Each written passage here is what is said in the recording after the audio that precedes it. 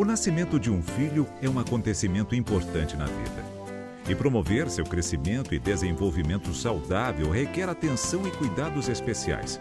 E neste ponto, a puericultura, que são orientações e cuidados realizados pelo pediatra, são de grande importância. Por isso, neste educativo, vamos entender um pouco mais sobre a importância da puericultura na segurança e na saúde da criança. Puericultura faz parte da pediatria.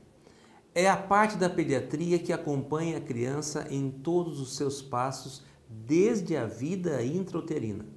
Segundo a nova pediatria, os dias mais importantes de uma criança são os primeiros 1000 dias. Os primeiros 1000 dias começam desde o momento da fecundação, o encontro do espermatozoide com o óvulo, os 9 meses da gestação e os 2 primeiros anos de vida. Se somar os 9 meses da gestação mais os 2 primeiros anos de vida, nós chegamos exatamente a 1000 dias. Se nós quisermos definir puericultura pela palavra em si, criança e cultura. Então seriam todas as ações, todos os procedimentos, toda a atenção que se dá à criança e ao adolescente em processo de crescimento e desenvolvimento. Então não é patologia, não é doença. O que se pretende com a puericultura? É exatamente isso, que se acompanhe esse ser em crescimento para que ele não adoeça. E se ele adoecer, que essa doença seja detectada o mais precocemente possível, para que então se possa instituir o tratamento adequado. Então a puericultura é isso, é todo esse conjunto de ações e de procedimentos que fazem com que o acompanhamento da criança e do adolescente saudáveis promovam a sua saúde. Além da saúde, a puericultura também contribui com aspectos econômicos muito importantes nos dias de hoje, quando se refere a gastos com saúde. Primeiro, você evita que a criança adoeça. Claro, não vamos evitar todas as doenças, porque as viroses estão aí. Mas se você fizer um programa de acompanhamento adequado, a criança vai adoecer menos. Se a criança adoece menos, além de você gastar menos com remédio, você diminui o tempo que você perde de absenteísmo na escola da criança, que isso é dinheiro, você está pagando a escola, a criança não vai à escola. Os pais que deixam às vezes de trabalhar, deixam de produzir e há o estresse. Então, o acompanhamento da criança é muito importante. E para que esta prevenção seja feita corretamente, devemos levar a criança ao pediatra regularmente. Vamos ver uma orientação. E aí, a Sociedade Brasileira de Pediatria orienta que a gente faça uma consulta mensal. Isto é, nessas crianças que não têm nenhum problema. Até os 6 meses de vida, e depois essa consulta pode ser trimestral. A cada 3 meses, até o final do 2º ano, quando ela passa a ser semestral, até os 4, 5 anos, e aí nós precisamos manter essa continuidade de levar os nossos filhos ao pediatra até a adolescência, mas aí pode ser uma vez por ano. Nestas consultas pediátricas de puericultura, são observados alguns aspectos importantes em relação à saúde da criança, tais como alimentação e nutrição, cuidados iniciais, desenvolvimento, crescimento, prevenção de doenças. Vamos entender um pouco mais de cada tema e ver algumas orientações importantes. Alimentação e nutrição. A alimentação e nutrição nos primeiros anos de vida são de fundamental importância no crescimento e desenvolvimento da criança. Pois sabemos que uma alimentação adequada e balanceada vai proporcionar um crescimento e desenvolvimento saudáveis, inclusive prevenindo várias doenças na fase adulta. Para que isto ocorra, o primeiro alimento que a criança deve ter após o nascimento é o leite materno. Vamos conhecer um pouco mais sobre a importância do aleitamento materno, bem como esclarecer alguns mitos que cercam a amamentação. Bem, o aleitamento materno é fundamental para a prevenção de doenças e para a promoção da saúde da criança. A Sociedade Brasileira de Pediatria recomenda que o aleitamento materno seja feito de forma exclusiva até o 6º mês de vida e de maneira complementada até os 2 anos ou mais de idade. Ou seja, até o 6º mês, a criança não precisa de nenhum tipo de alimento complementar, nem de águas e chás, mesmo que a criança viva em uma região quente. Em relação ao fornecimento de outros líquidos ou de outros alimentos no período do aleitamento materno exclusivo, não é necessário, né? Então, devemos salientar que essa prática não deve ser feita. A criança recebe pelo leite materno, independentemente da região onde ela vive, então uma região mais quente, né, como por exemplo a região norte e nordeste, a quantidade de líquido necessária para ela durante o dia. O aleitamento materno é um alimento completo que fornece à criança tudo o que ela necessita para seu crescimento e desenvolvimento. Então, esse é o aspecto dinâmico do leite materno. Existe uma variação ampla na sua composição que permite ajustes à velocidade de crescimento e ao desenvolvimento da criança. Então, um aspecto bem interessante. Um outro aspecto que vale ressaltar é que ele é um alimento vivo. O que isso quer dizer? Ele promove e ajuda na maturação do sistema imunológico e do desenvolvimento do sistema nervoso central da criança. Outro mito importante que a amamentação carrega e que deve ser esclarecido é quando o bebê chora e alguém fala que o leite está fraco. Em relação à polêmica do leite fraco, que é um questionamento frequentemente trazido pelas mães nos consultórios ou na atenção primária à saúde, nas unidades de saúde, no programa de saúde da família, vale reforçar que não há leite fraco. Quando a mãe questiona esse ponto, normalmente nós pedimos que ela olhe o próprio leite, né? Como assim? O leite anterior, que é o que a mãe produz na fase inicial daquela mamada, ele é um leite mais claro, que fornece mais líquido, mais água, mais sais minerais e, portanto, é um leite que pode dar a falsa ideia para a mãe, pelo seu aspecto, de um leite mais fraco. Uma recomendação importante: evite mamadeira e bicos. Estes produtos prejudicam a amamentação. A mamãe que está amamentando também deve se preocupar com sua alimentação, que deve ser equilibrada e balanceada, pois isto contribui para a saúde do bebê. Seria uma alimentação equilibrada e balanceada. Ela deveria evitar uma série de alimentos industrializados que são ricos em gordura trans, procurar ter uma alimentação natural, né, baseada em alimentos do dia a dia mesmo, consumir pelo menos 5 porções de frutas, verduras e legumes ao longo do dia. Isso significa uma alimentação variada em relação ao fornecimento de vitaminas e minerais. Outro fator importante na amamentação é que ela fortalece o vínculo entre a mamãe e o bebê. Por isso, quando for amamentar, procure uma posição confortável e lugar tranquilo e aproveite este momento importante de afeto. Após os 6 meses de aleitamento materno exclusivo, a criança já pode começar a provar outros alimentos. Essa alimentação entre os 6 a 8 ou 9 meses de idade é chamada de alimentação de transição. Quando essa mãe, então, vai ser orientada pelo pediatra para o preparo das papas, introdução das frutas. E nesse período, um período muito delicado, com um aumento progressivo da consistência dessas papas até que a criança chegue por volta do 9º mês na alimentação da família. Mas atenção! É importante que as famílias entendam que deve ter uma alimentação saudável. Então, ao pediatra dizer agora a criança já pode consumir a alimentação da família, seria muito importante que essa família fosse conscientizada em relação às suas práticas alimentares. Pois é muito frequente, conforme estudos que nós temos aqui no Brasil, crianças consumindo alimentos impróprios, como salgadinhos e outros tipos de biscoitos recheados em idades muito precoces, menores de 1 ano. Então é muito importante se verificar os hábitos da família antes de simplesmente dizer que ela já pode comer de tudo. Após 1 ou 2 anos, quando a criança começa o período pré-escolar, sua alimentação deve ser monitorada para que ela possa criar hábitos alimentares saudáveis. Por isso, a consulta e orientação pediátrica são muito importantes para esclarecer todas as dúvidas. Nas consultas de puericultura, o médico consegue avaliar o desenvolvimento e crescimento da criança.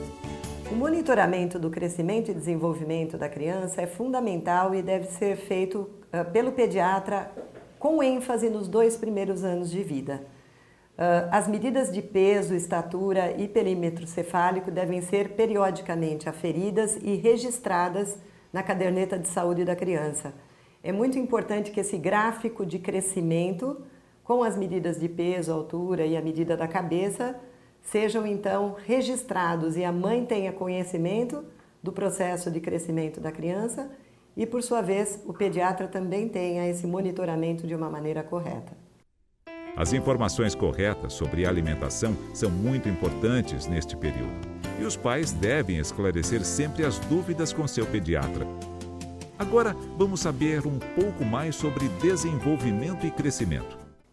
Bem, o desenvolvimento físico, mental e emocional, ele é muito característico de cada uma das fases do desenvolvimento. Para todas as áreas, cada criança desenvolve as suas habilidades em períodos específicos da vida. Então, nós devemos esperar que as crianças pequenas tenham um modelo de desenvolvimento que ele é muito próprio. As crianças na idade pré-escolar têm as suas características e as crianças na idade escolar da mesma forma. Essa evolução, ela apresenta uma sequência que ela é quase imutável. O que varia? Varia exatamente o ritmo de aquisição, que é próprio de cada criança, dentro do seu próprio ambiente, ou seja, o ambiente modula este desenvolvimento, essas etapas que a criança vai adquirindo.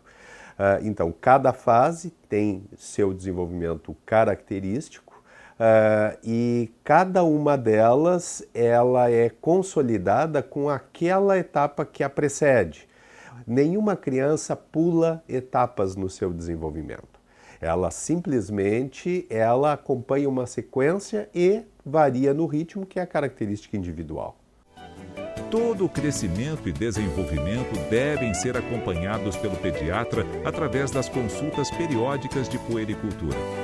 Mas os pais também têm um papel importante nesta observação. Os pais têm um papel fundamental na observação dos filhos.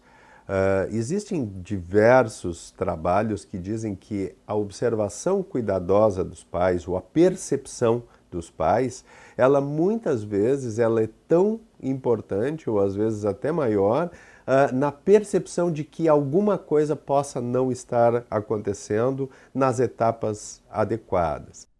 Além do desenvolvimento de cada fase da criança, os pais devem ficar atentos em relação ao tempo que eles ocorrem, pois este tempo pode ser um sinal de alerta para algum problema. Em relação aos tempos de aquisição, existe um mito que cada criança tem seu tempo de desenvolver habilidades. Isso não é propriamente uma verdade, já que existe um limite, uma margem, aquilo que se chama daquela faixa de normativa, ou seja, as crianças têm que realizar determinadas tarefas num determinado período de tempo.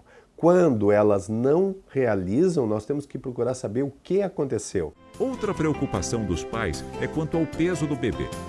Vamos ver uma orientação. A criança, só para informação, ela tem que no primeiro ano de vida triplicar o peso que ela nasceu. Quando nasce uma criança com 3 quilos, qual deve ser seu peso estimado com 1 ano de idade? O peso médio é multiplicar o peso ao nascer por 3. Então ele é aproximadamente 9 quilos. E qual o peso dessa criança com 5 anos de idade? Pega o peso que ela tem com 1 ano de idade e multiplica por 2. Então uma média de 18 quilos. Eu acho que essa explicação dá para entender que no primeiro ano de vida a criança triplica o peso que nasceu. E depois de 1 a 5 anos de idade, ela duplica o seu peso. Ou seja, dá para se perceber que as necessidades calóricas de uma criança de 1 ano de idade são diferentes das crianças acima de 1 ano de idade. A altura também é importante para o acompanhamento da criança. Em relação à altura, a criança nasce com uma altura X e com 1 ano de idade ela tem que crescer 50% da altura de nascimento. Mas esses dados são média. E outra coisa muito importante, nunca comparar a altura do Joãozinho com o vizinho que chama Pedrinho. Por quê? Porque todos nós temos uma carga genética, a altura do pai, a altura da mãe, e desta mescla vai sair a altura da criança. É muito importante evitar as comparações, porque ele é maior, o meu é menor, eu quero uma vitamina para isso, para crescer. É complicado, não existe uma vitamina específica para crescer, não existe uma vitamina específica para comer. Tudo isso são hábitos relacionados à carga genética. E aí entra uma palavra nova, uma palavra chamada de nutrigenética. O que é a nutrigenética? É toda a alimentação que nós temos que fazer para maximizar, para potencializar a genética daquela criança. Então, cada um nasce com a sua potencialidade e nós temos que investir naquela potencialidade. Então, ele vai ser alto porque ele tem uma genética para ser alto, vamos fazer uma nutrição adaptada para isso. Tanto a altura quanto o peso são avaliados pelo pediatra através da curva de crescimento, que são parâmetros científicos que auxiliam o médico. Outra questão importante na saúde da criança é em relação à prevenção de doenças através da vacinação. O esquema de vacinação começa dentro do berçário, onde já se tomam 2 vacinas. E durante toda a primeira infância tem uma série de vacinas que o pediatra, na puericultura, vai orientando qual a melhor hora de tomar. Agora nós temos vacinas típicas do lactente, dos primeiros 2 anos de vida. Temos vacinas também para a fase escolar, principalmente o que nós chamamos de reforços. Então aquelas vacinas que se tomam na primeira infância, nos primeiros 2 anos de vida, tem muitas delas que têm reforço para se tomar na fase pré-escolar e escolar. E lembrando que agora existe um calendário totalmente especial e específico para os adolescentes. Meninos e meninas têm uma série de vacinas próprias da adolescência. O tempo para o nascimento dos dentinhos também preocupa os pais. Os pais são muito preocupados com o pediatra. Doutor, quando vai nascer o dentinho? Um dia vai nascer. E até para tirar um mito, as mães querem que o dentinho nasça muito rápido. Pois saiba, esse dentinho que nasce muito precocemente, 2, 3, 4 meses de idade, é um dente fraco, que no primeiro tombinho tem o risco de se quebrar. Os dentes, eles vão se consolidando, às vezes não no visual, mas na parte interna da gengiva. E quando você tem a erupção dentária, o nascimento dos dentes, é quando ele está maduro. Isso pode acontecer em qualquer fase desse primeiro ano de vida.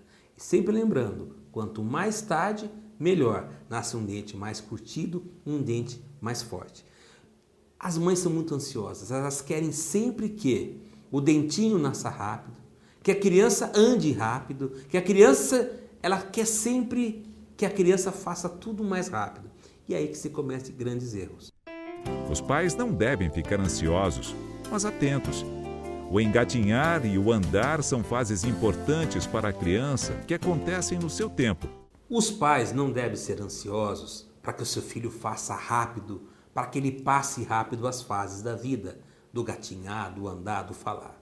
Mas também tem que ficar observando para que não ocorra o atraso.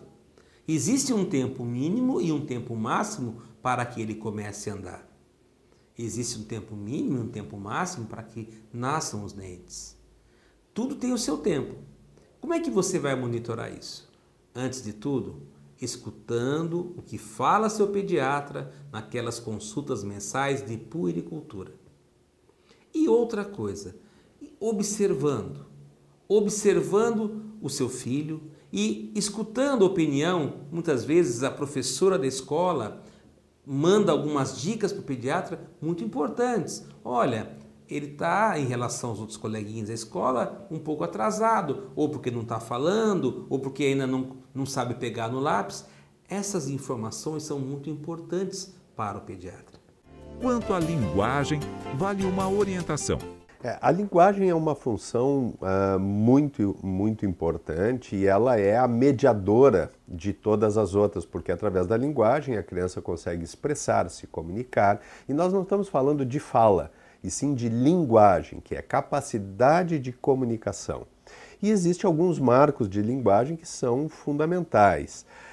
Em geral, as crianças começam a colocar as primeiras palavras em torno de 1 ano de vida, fazem suas frases com 2 anos de vida, frases de 2 palavras ou 3 palavras, e existem aquilo que a gente chama de sinais de alerta quando a criança aos 12 meses não emite nenhum som ou nenhuma palavra, quando aos 24 meses ela não faz frases. Isso não quer dizer, não é um sinônimo de doença ou patologia, mas são sinais de alerta para que a gente possa ver o que pode estar causando aquele atraso de uma habilidade que já deveria ter acontecido.